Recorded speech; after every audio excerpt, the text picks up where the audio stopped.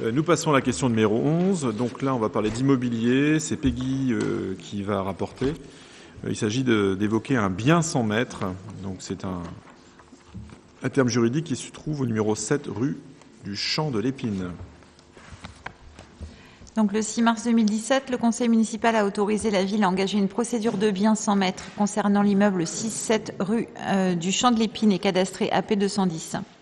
Après enquête auprès de différents services administratifs, l'héritière présumée dénommée Marguerite Bouffard est décédée depuis plus de 30 ans en laissant des héritiers n'ayant pas accepté la succession.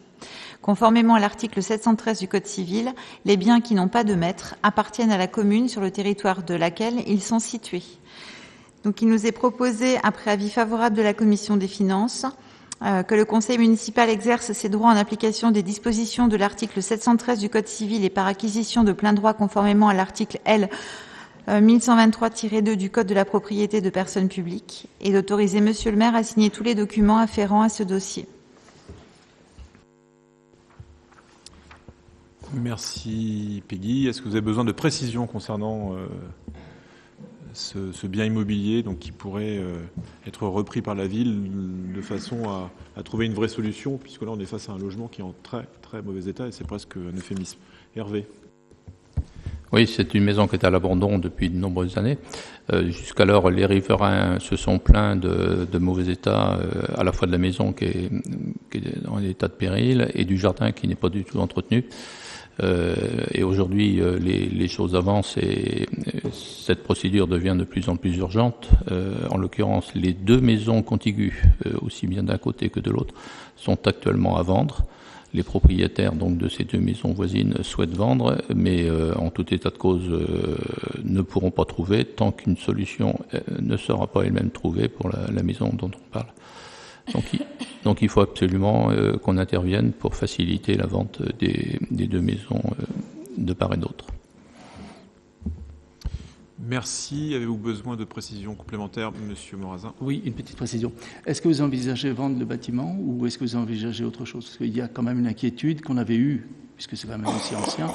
Cette maison en question n'a qu'une façade et un arrière. Les deux pignons mitoyens peuvent poser problème et des travaux importants si on avait le malheur d'y toucher pour la ville d'Avranches. Donc je pense que ce n'est pas forcément une bonne solution. Alors M. Déné va nous donner son avis. Mais... Oui, Hervé va compléter sa présentation. Avant de s'inquiéter de la vente, il faut qu'on s'inquiète de l'acheter. L'acheter ou en devenir propriétaire, il n'est pas question de payer quoi que ce soit. Par la suite, c'est certain, vous n'avez pas tort sur le fond, il faudra faire une acquisition d'ensemble.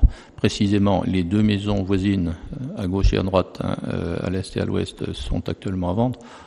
Je présume qu'il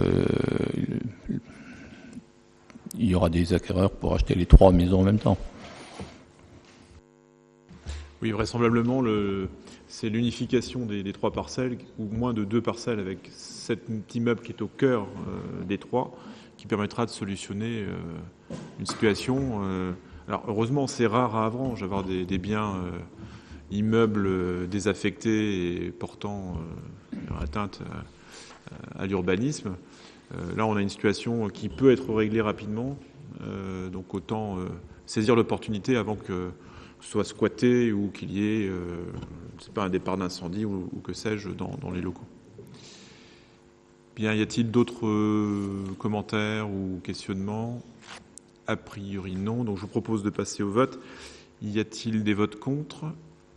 Je n'en vois pas. Des abstentions peut-être non plus.